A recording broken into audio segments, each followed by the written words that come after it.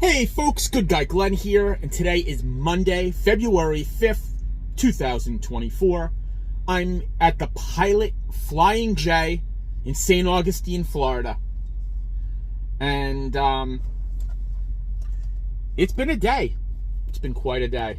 Yesterday, I picked up Deer Park water somewhere down by the Tampa area. I can't even really Zephyrilus, whatever. Begins with a Z. Zephyrilus. Okay, it's near Tampa. That's all I know. I picked up water from there. And then I boogied over to Elkton, figuring that it being on the coast, on the east coast of Florida, that it would be, let's just say, different than it ended up being. Drove over there. Of course, the GPS, both GPSs, the Rand McNally and Copilot, took me down country-ass roads in Florida. And in Florida, with the weather being 72 degrees, I'm fine with country roads. You feel me? Because you get to see the countryside. It's better than the interstate sometime. There's a lot of Florida drivers in Florida, if you know what I mean. And it was just like real interesting. So I get to deliver at the spot. Hahi or whatever was the name of it. I should definitely do this research before I start these videos, but whatever. I show up, and because, let me rewind. Along the route, there's no place to stay. There's not even a shoulder to pull over if, God forbid, something were to happen. There's no shoulder for a semi-truck at all. There's no place to go to the bathroom for us, and there certainly isn't a rest stop or a rest area or a truck stop.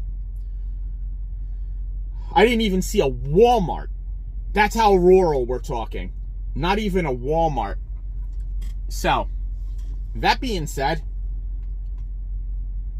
I get to where I was going. He, whatever the hell the name of the DC was. And I see a line of trucks lined up. Okay. I park in the back of the line because I've seen this before, you know, and I'm not going to make the same mistake I made at a paper mill where there was a line of trucks and I just cut down to the paper mill and they're like, get on that line, and I just left because it wasn't even supposed to pick up till the next day anyway. That worked out in my favor because I was early and they said they wouldn't have loaded me anyway, but I got to the back of the line, I shut down. I walked to the front of the line and asked the guy in a long-nosed Pete, he was an owner-op, what the story was. He explained it to me. They don't operate on Sunday, so everyone there has an appointment time Monday morning, which I did as well, 05. So, he told me that if you have a 05 appointment, you better be online at 03. Now, we're shut down in the middle of the road. You know, the turn lane that could either go make a left or make a right from. We're all lined up in that line. So I shut down. I make myself something to eat. You know, I get some rest. I wake up at 02:30. Go over there. Sure enough, there's already a line at like 5 to 3. So I wait on this line for hours. Till about after 05, my actual appointment time. Then I get seen by the receiver. The receiver gives me information and tells me I have to go across the street to their other location to unload. So I have to go see the receiver over there. So I go see the receiver over there. She gives me a door immediately, door 44. I go get the truck because it's parked a quarter mile, half a mile down the road. I go into door 44. They unload me relatively quick, and then she tells me, you got to pull out of the door, back into the center of the road, you know, the road, and wait for the text to pay the lumper fee. So I pull out of the door. Now my back trailer doors are open. My tandems are still slid to the rear. And I get on the road, and now there's no place for me to park. I drive all the way to the end of the road, and I weasel into a little spot. But now I'm like literally 3/4 of a mile down the road. I wait. I don't get any text message to pay a lumper fee. Now let's talk about the lumper fee. You're paying my trucking company whatever it costs for us to ship this material to you. Then when we bring it to you, you're going to make us pay you to unload your goods? That never made sense to me. That sounds like some Northeast type nonsense. Pilot Coffee, Sumatra, in case you were wondering. So I keep bothering them till I finally get the text message. I get the number. I call Western. I have to wait on Western. I got to call them several times to get the approval number. I get the number, I add it in, I get the receipt, now I get my paperwork, now I have to walk back to my truck, I shut my trailer doors, I slide my tandems to the rear, and I come to this Pilot, which is 6 miles down 95. Not bad, right? I get here, plenty of parking this morning here, St. Augustine. Weird thing is, at noon, this place filled up. That's pretty scary. But, still no load out of Florida, and that's fine. I knew that I'd probably end up stuck here in Florida for a couple of days. And like I said, it's warm here. I took a shower. I'm going to probably eat at the Denny's tonight. Get a decent meal. Just because you load up your truck with food doesn't mean you need to eat all that food. It's not a competition. And plus, if you don't want to eat truck stop food, that's cool. But Denny's, it's kind of a restaurant. It's not that bad. There's healthy choices in there. So I will partake in that. I will tell you, I treated myself to this cheese and berry Danish. I used to get the apple one specifically, but I've come to start liking the cheese and berry one. I thought about doing a video at the Denny's, but after editing the video from Cracker Barrel I did the other day, and also a couple of other videos where I'm eating in the videos, I just can't do it, man. I'm one of those people who can't listen to people eat or chew, and editing my own chewing makes me sick. So I don't know how many more restaurant reviews we got in Old Good Guy Glenn. If I had a desktop where I could turn the sound down and just like, I don't know. It's just like annoying me. I'm here at the St. Augustine Pilot, like I said, and something I noticed right off the bat here that's kind of sad is there's people living in this parking lot. And I don't mean truckers. And I don't mean gooseneckers, because, you know, bane of my existence, they live out of those stupid dualies. I'm talking people who are living out of their cars. And I'm not just talking like one transient Florida man. Yeah, there's a couple of them here. I'm talking straight up families. Kids. And it like breaks my heart. And like, you know, you want to do something as a good person.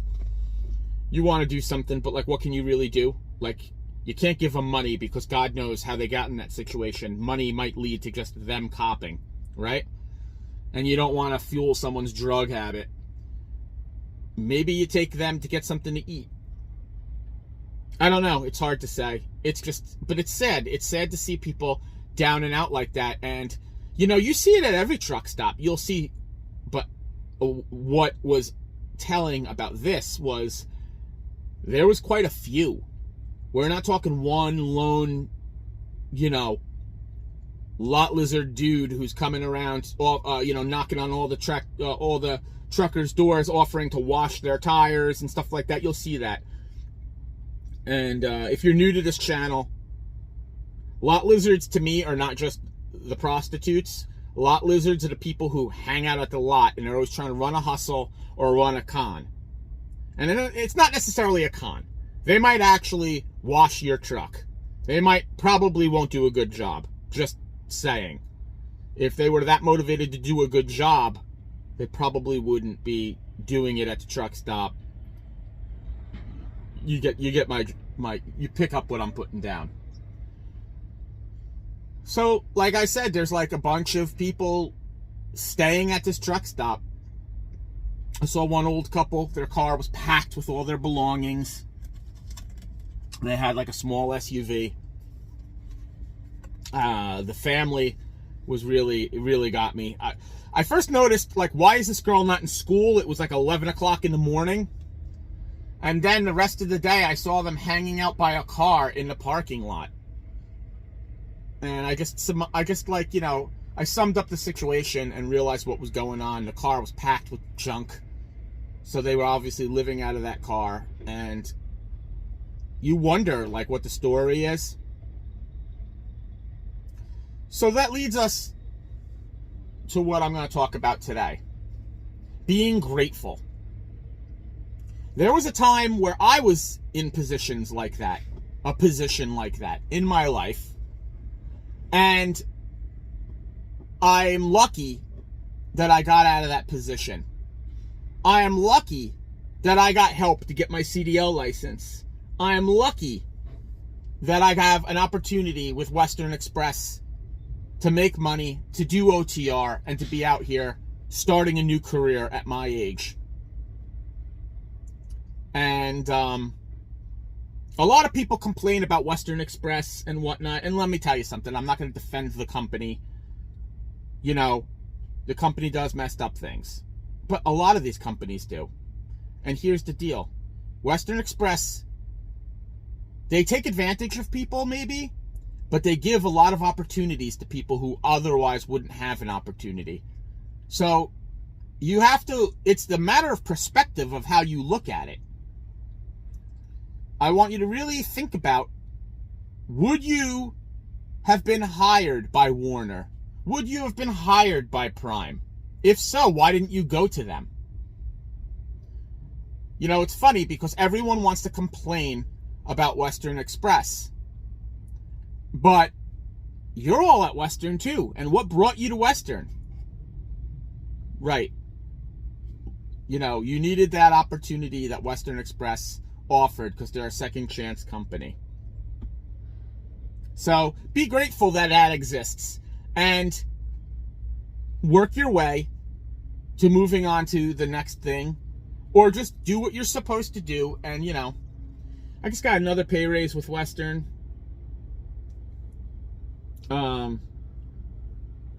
44 cents a mile now. Whatever. It is what it is. And I'm happy. I'm grateful. I'm grateful that I woke up this morning and I didn't have to drive anywhere because I was parked right in front of the DC. I just had to get on that stupid line and make my delivery. I'm happy that the St. Augustine Pilot was right down the street. I'm happy I got a spot. I'm blessed that I had a shower today, a cup of coffee. My bills are paid. I sent some money home. And I'm editing videos for y'all. And that's what it's all about. Tomorrow we'll do it again. Maybe I don't get a load out of Florida today. At this point now, it's what? 1:30, 13:30. If I don't get a load in the next half hour, I'm staying put because I'm not going to get like yesterday where there was no place to stay. Unless I boogie out of here into Georgia, because I usually find in southern Georgia I can find a spot. Once you get up by Atlanta, you're done. You're not finding nothing after 1630, 1700, the latest. You're not finding nothing. So maybe I get something today, maybe I get something tomorrow. But I'm not going to go complain on the message board. I'm just going to be blessed. And I knew what was going to happen when I came into Florida. And I feel blessed that I've come into Florida 3 or 4 times now this last 2 weeks. And I've left and come back. And then I did some stuff within Florida. And now I'm waiting to just be drawn out of Florida. But I'll tell you what, I'd rather be held over in Florida with 72-degree weather than have them truck me back up to Ohio where it's freezing again. Will I do it? 100%. I'll take that long haul up to Ohio. And if I have to go to FedEx and go back up to Chicago, because I've done that before, okay, I'll do it. But I think they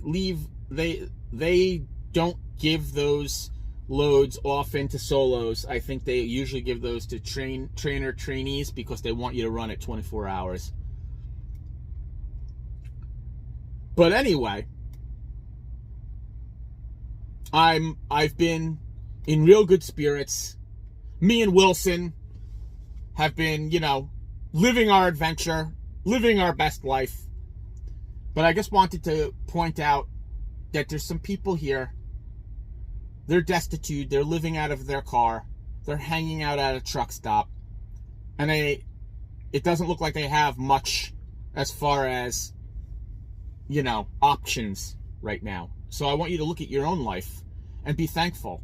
And look at the things that maybe your company is treating you one way and your dispatcher doesn't know your name, only your tractor number. But you have a job, you're paying your bills, and you have a career, and this could lead to something else. And OTR, if it's not for you, isn't your only stop. You could go somewhere else. So keep that in mind, because there's people who don't have that option right now. Okay?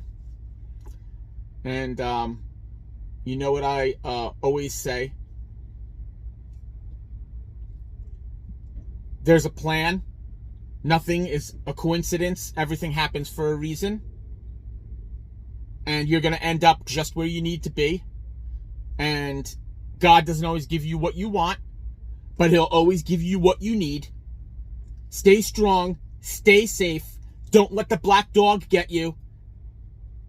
And if you like this video, don't forget to smash that like button. And don't forget to subscribe and hit the bell so when I drop another video, you get a notification. Once again, this is Good Guy Glenn. Thanks for watching.